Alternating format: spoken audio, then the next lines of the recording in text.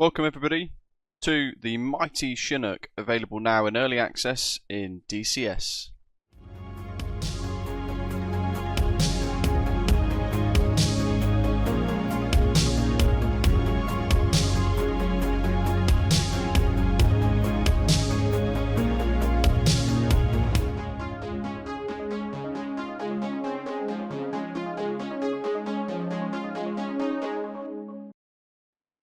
So if you're tuning in for the very first time, a very warm welcome on board. Hit like, hit subscribe, share your thoughts, any tips, tricks, as always, down in the comments section below. Now we're of course in this lovely Royal Air Force livery, which is available on the forums. It's not one included in the package, sadly.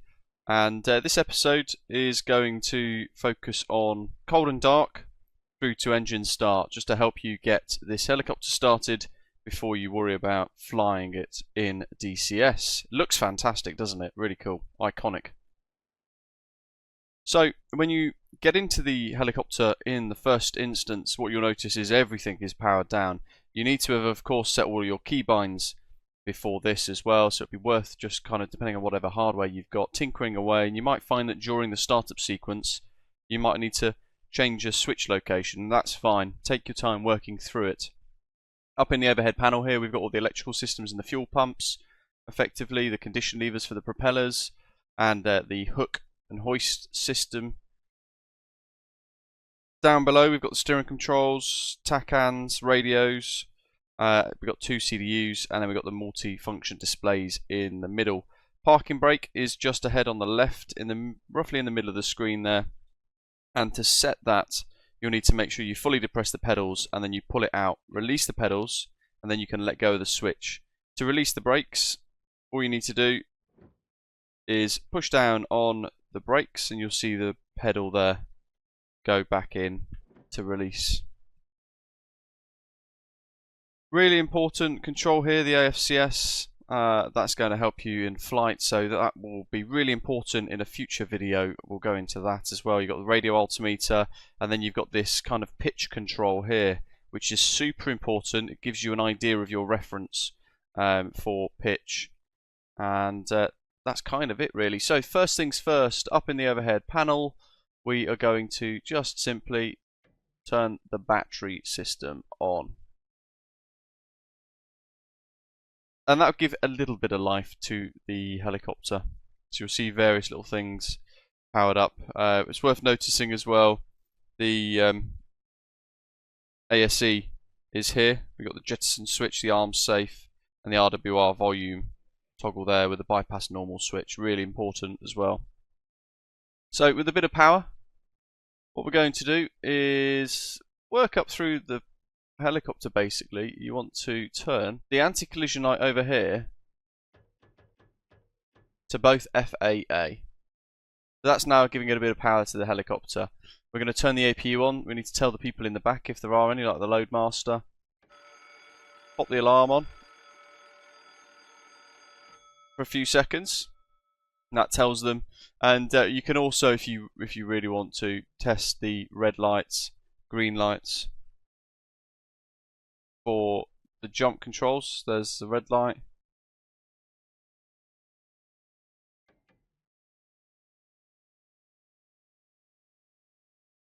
And there's the green light.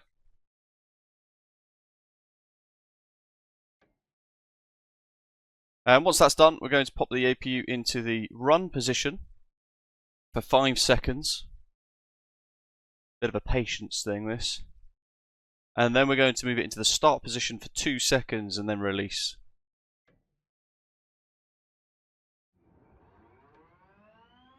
APU's firing up. We'll get APU ready in a moment.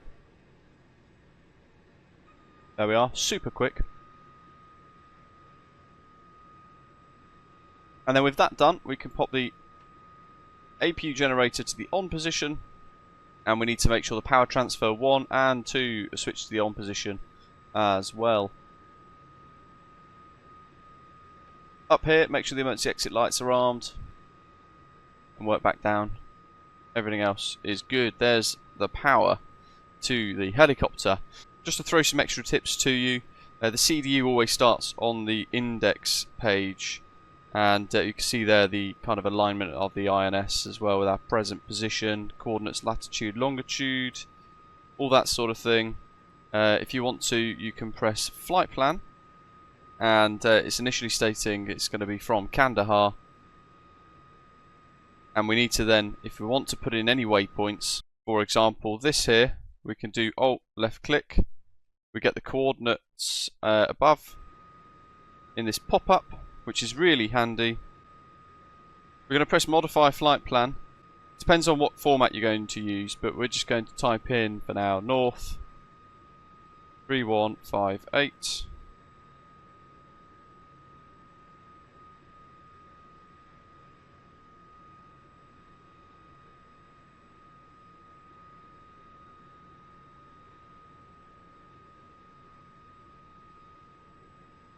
East 6528, and it's added in our first waypoint. And then you can add in however many you want. Depends on the format you're using as well, but it's just a very basic idea of how to add a waypoint of some sort in here. And then once you're happy and you've got your route, you can press execute. You could do another one back to Kandahar, for example.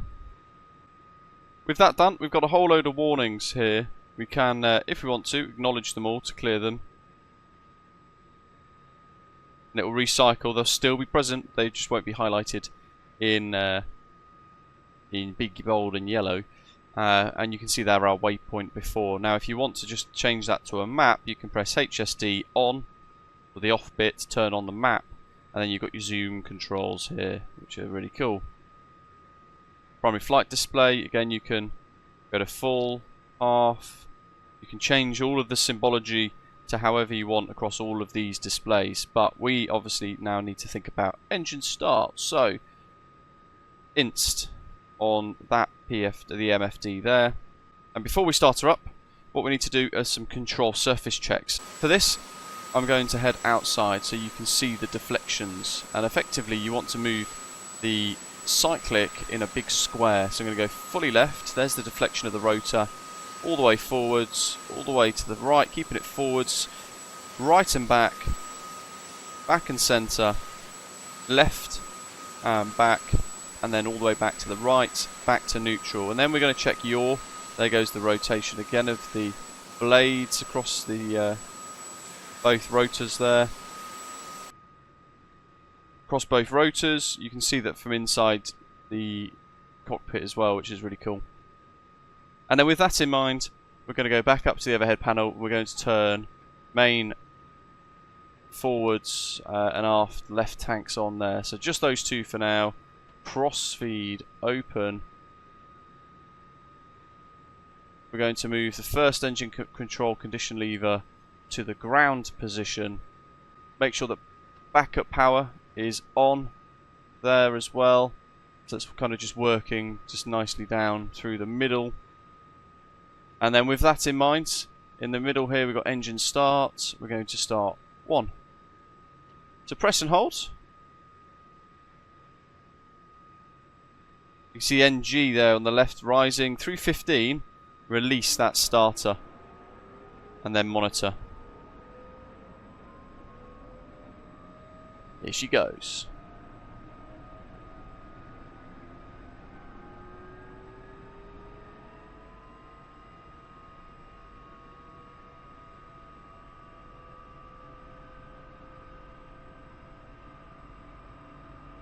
So that started already, nice and stable. Let's move engine 2 to ground. Locked. Right click and hold. Engine 2 start. Watching the NG. 15 release. Here we go. Waka waka time.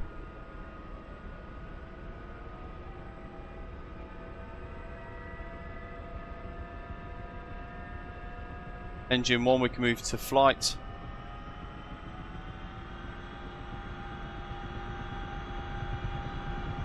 Engine 2 is nice and stable. Flight. All the way forward till they kind of click into a detent. We're going to left click generator 1. Right click, left click generator 2 as well. And then we can turn all the other pumps on. So feeding across all the tanks now. Cross feed off. Working down. APU generator off. APU off. Power transfer switches off.